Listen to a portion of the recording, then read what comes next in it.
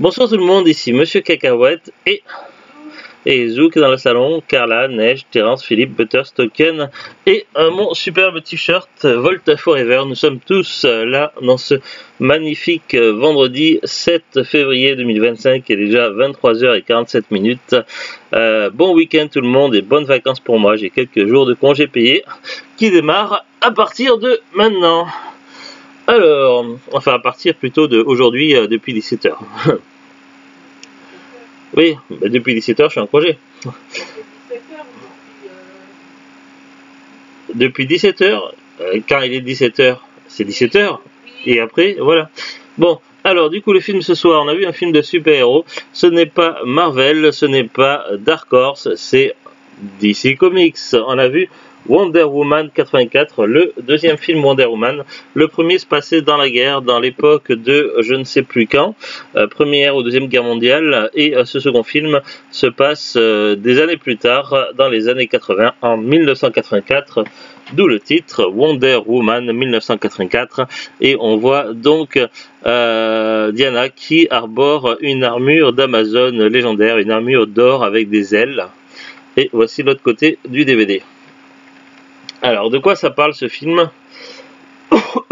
Alors évidemment, c'est un film centré sur un seul personnage, donc c'est pas un crossover ou un Justice League ou quoi que ce soit, ou un Suicide Squad. Donc là, il y aura que Wonder Woman et évidemment des personnages qui gravitent autour. Donc il n'y aura pas Batman, Superman et les autres, ils seront pas là.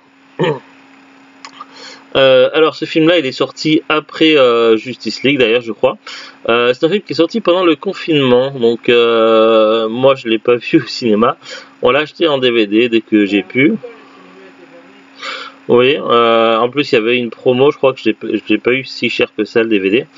Bref, finalement c'était seulement ce soir qu'on regardait le film. Il y avait plutôt de bons échos, je crois que les critiques en général étaient globalement assez bonnes pour le film, sans non plus être exceptionnelles.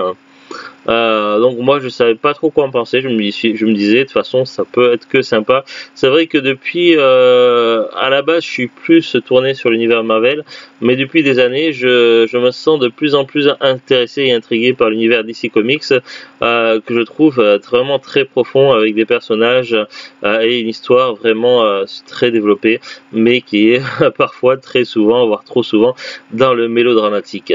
Mais ça n'empêche que c'est très intéressant.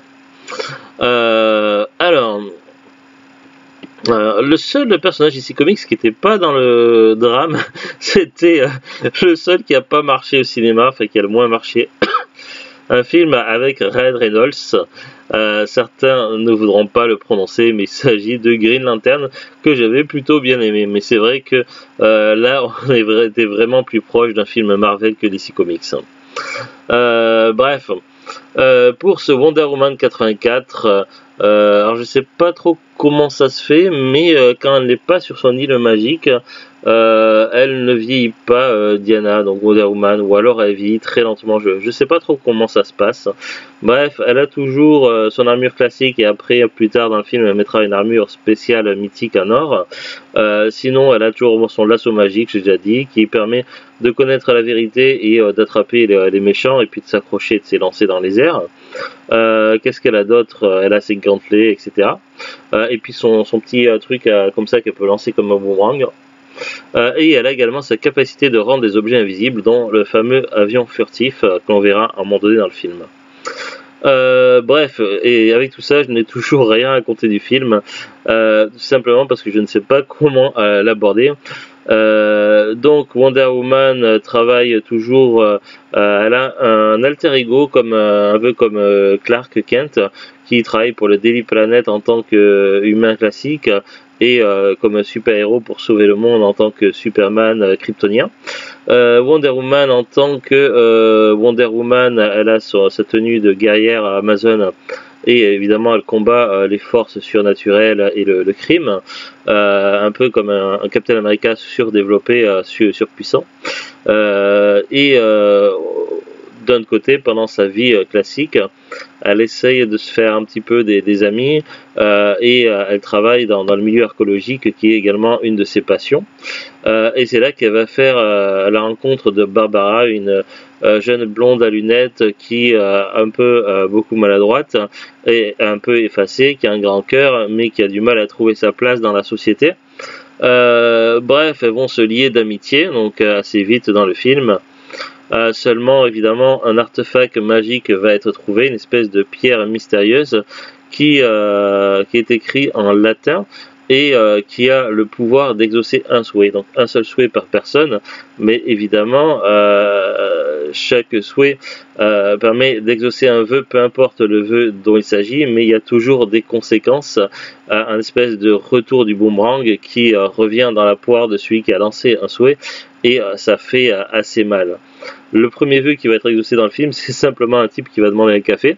Bref, le vœu de sa vie est gâché pour une connerie, mais bon, il pouvait pas savoir. Finalement, après, tout le monde va être touché plus ou moins dans ce film par ses souhaits. Les premiers à exaucer leurs souhaits, ça va être Barbara. Sans le vouloir, elle ne savait pas quoi s'attendre. Elle va faire un vœu un peu malgré elle, hein, où elle a souhaité devenir comme Diana, et donc du coup, elle va se transformer sans savoir que Diana était une Amazone. Du coup, elle va obtenir petit à petit les caractéristiques d'une Amazone, et évidemment, elle n'est pas prête à ce changement. Ça va également lui coûter quelque chose. Pour elle, c'est plutôt sa bonté, sa gentillesse, son grand cœur et son humanité qui sont simplement évaporés, détruits, bousillés, avalés par le souhait.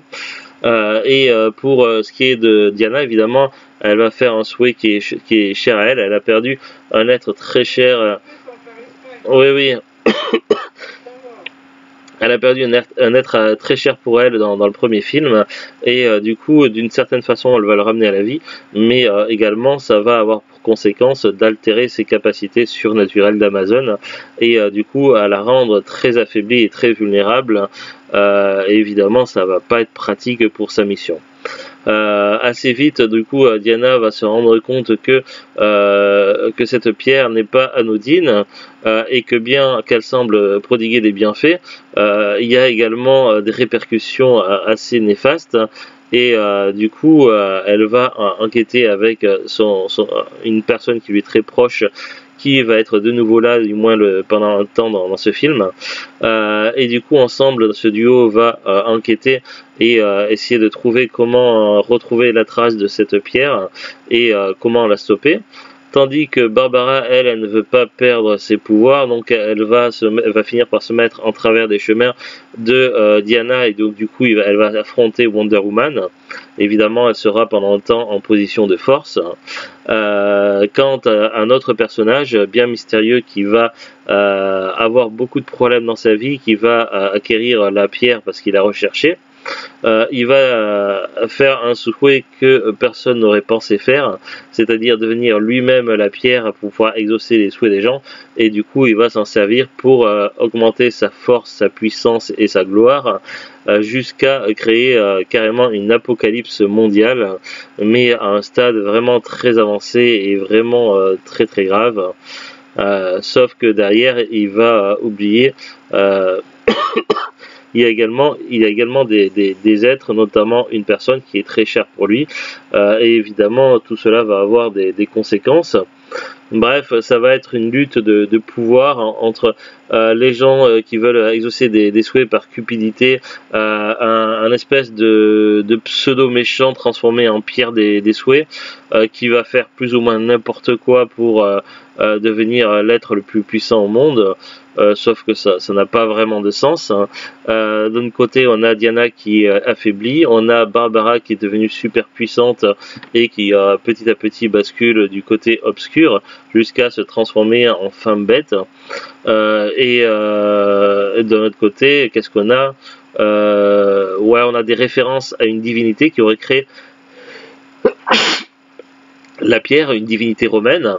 Alors il faut savoir que du coup les divinités romaines ont tendance à tourner autour de Diana et à les affronte, notamment dans le premier film où elle affronte et elle vainc le puissant dieu de la guerre Arès. Du coup on ne sait pas trop à quel dieu fait référence cette pierre.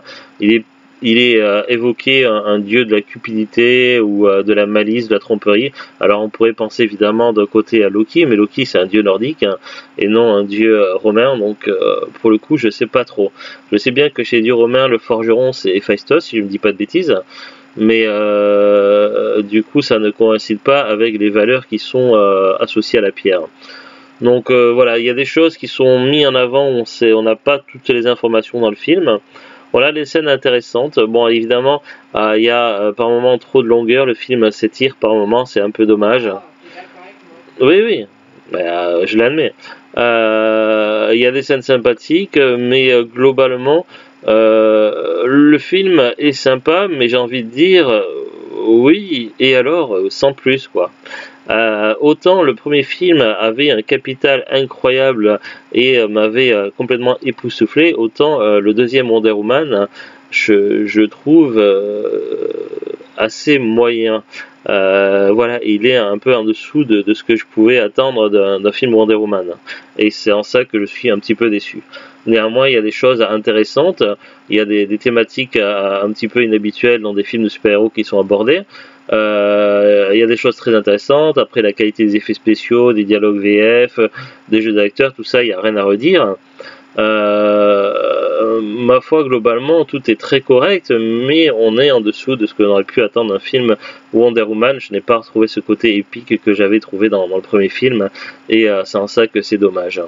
Après, je m'attendais également à un combat contre une divinité, mais du coup, bon, il y a eu quelques affrontements contre Barbara qui est devenue une femme bête. Elle a fait un petit peu jouer à Dragon Ball Z où chacun de son côté veut faire exaucer des souhaits pour devenir plus fort ou pour sauver le monde. Vous savez, comme dans Dragon Ball Z, quand ils lèvent la main pour prêter leur force à Sangoku pour qu'il fasse un Genkidama, et à un moment donné, il y a Wonder Woman qui renverse la tendance et qui se sert des médias contre le méchant afin que chacun font des vœux ou annule des vœux afin de faire baisser la puissance du méchant et pouvoir enfin annuler tout ce qui se passe et sauver le monde. Donc on a un peu ce côté Dragon Ball Z qui est utilisé, mais du coup on n'a pas de combat épique final qui aurait été attendu contre une divinité qui aurait pu se cacher dans la pierre ou survenir tout à coup va faire « Ah ah, je suis finalement un grand méchant et tu vas m'affronter Wonder Woman ». Eh ben non, il n'y a rien de tout ça et en soi je suis quand même déçu de ne pas avoir eu ce passage-là. Après, bon, il y a quelques trucs intéressants.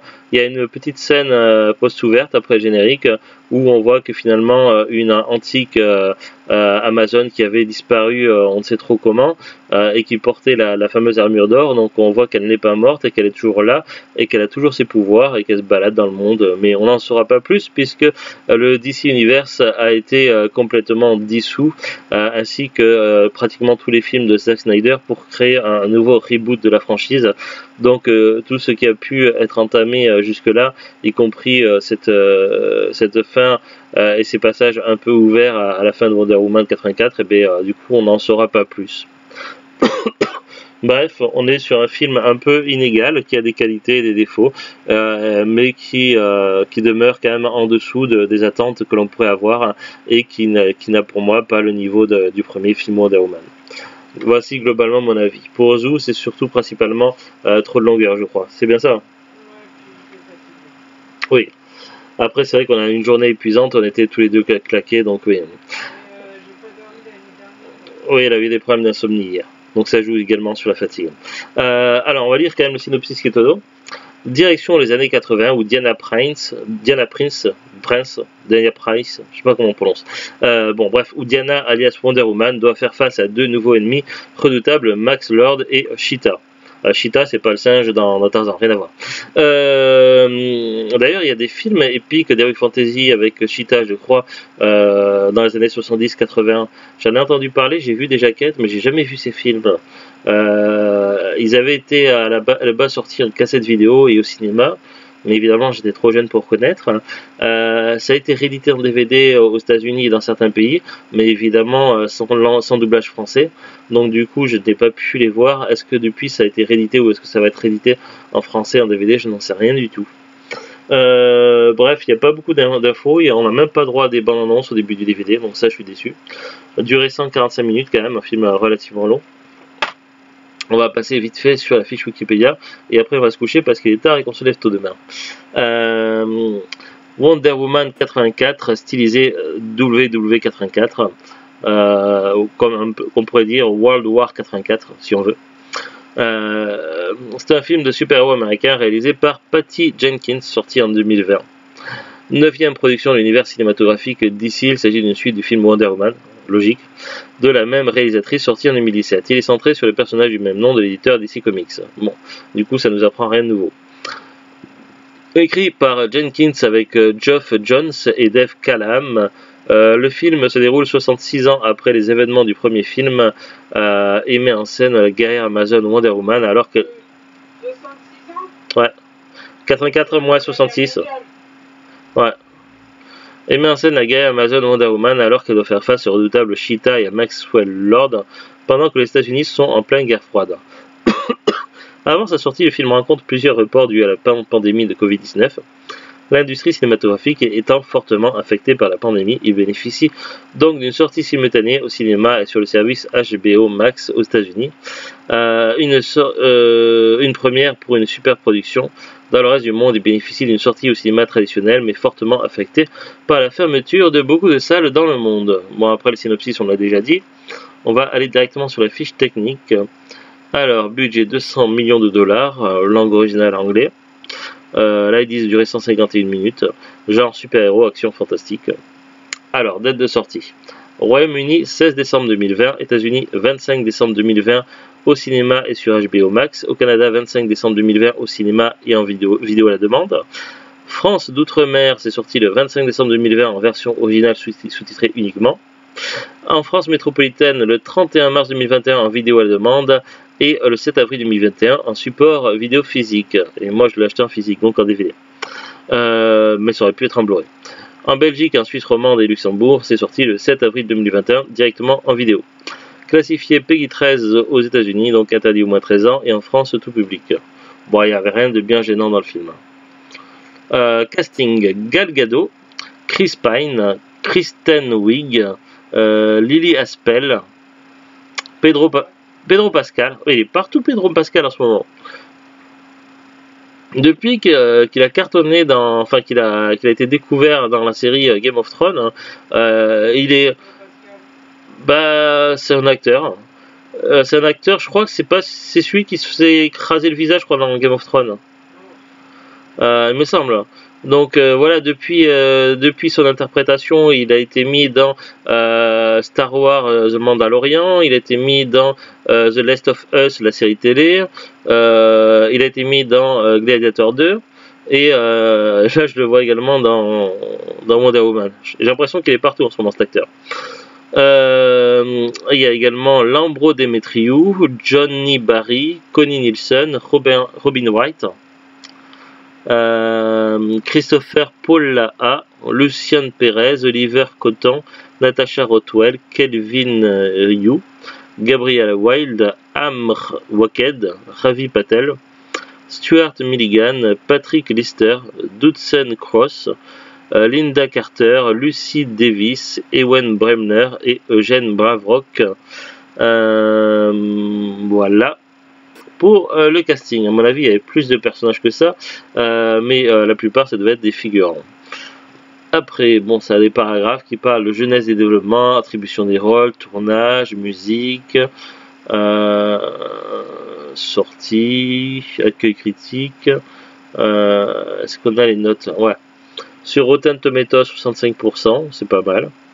6,30 sur 10, 199 critiques.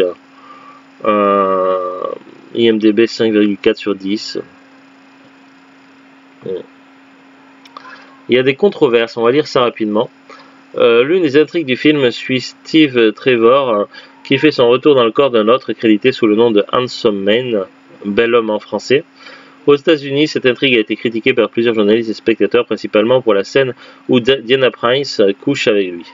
Ah bon, on les voit coucher ensemble? Non, on les voit juste dans le lit, c'est tout.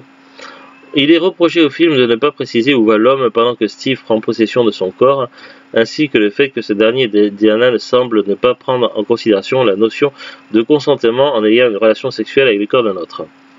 En réponse à un spectateur sur Twitter, Patty Jenkins explique qu'il n'y avait pas de problème avec cet aspect de l'intrigue, le film essayant de s'inspirer des stéréotypes des films des années 80 mettant en scène des personnages qui échangent leur corps comme Big ou un vendredi ding ding ding. Dans un article pour le site CNET, Bonnie Burton écrit que bien que ce soit l'intention de Jenkins de suivre ces stéréotypes, ils ne sont plus aussi politiquement corrects qu'ils ne l'étaient dans les années 80. Oui, car là on est là, on t'entend, hein. Miaou miaou. Selon Roxana Haddadi, du magazine Slate, la représentation des Arabes dans le film est stéréotypée et négative. La scène où Wonder Woman sauve 2 enfants musulmans de missiles alors qu'ils sont en train de jouer au foot fait controverse. Plusieurs personnes ont critiqué Gal Gadot, ancienne membre de l'armée de défense d'Israël, ayant exprimé son soutien à l'armée durant la guerre de Gaza en 2014. Dans une scène, elle sauve en effet les enfants qu'on devine musulmans. Selon ses détracteurs, cette scène rappelle l'incident durant lequel un missile israélien a tué 4 enfants palestiniens jouant au foot sur une plage de Gaza. Après, il y a une distinction, le film Wonder Woman 84 a été nommé ou récompensé dans diverses catégories entre 2020 et 2022. Oui, Carla, on est là. Tu veux jouer avec tes babales? Donc, beaucoup de récompenses, nominations. Suite. En janvier 2019, Patty Jenkins annonce que l'intrigue d'un 3e volet est prête. La réalisatrice dévoile que le film devrait se passer dans les années 2020. En décembre, Jenkins dévoile qu'elle aimerait que l'attente entre le 2e et le 3e volet soit plus longue et qu'elle souhaite se consacrer à d'autres projets avant.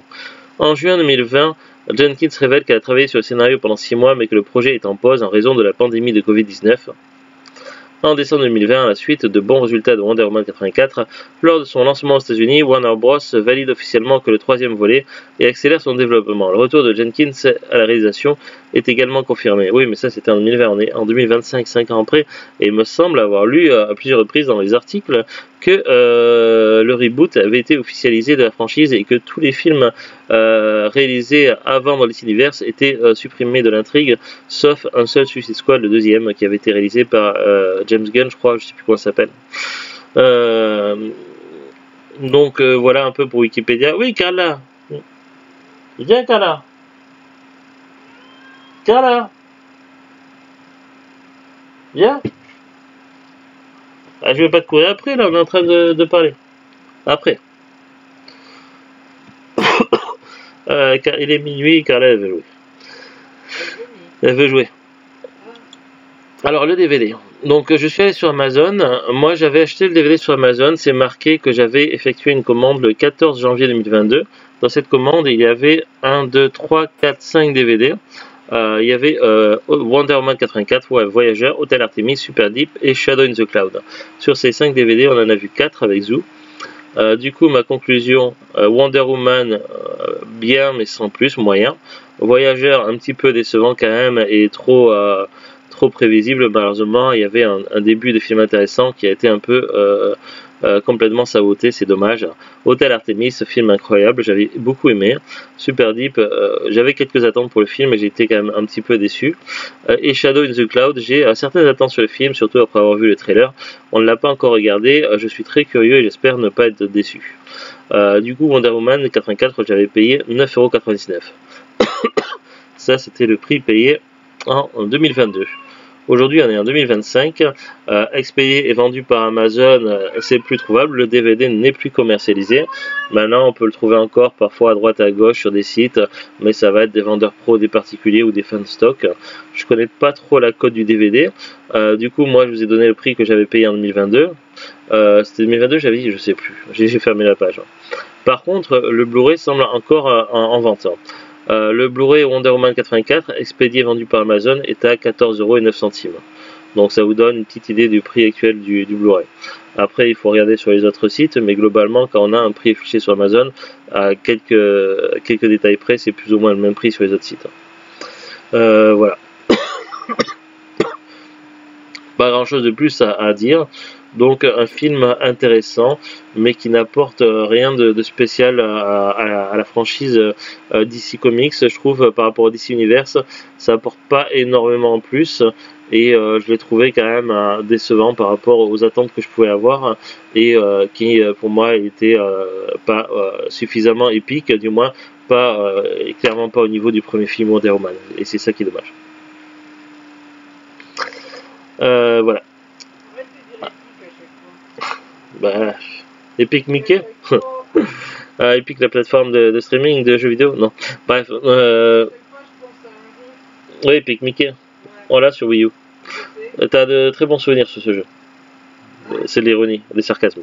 Mais c'est une autre histoire. Bref. Du coup, oui, ce que je disais, donc, je suis un petit peu mitigé. J'ai bien aimé, mais sans plus.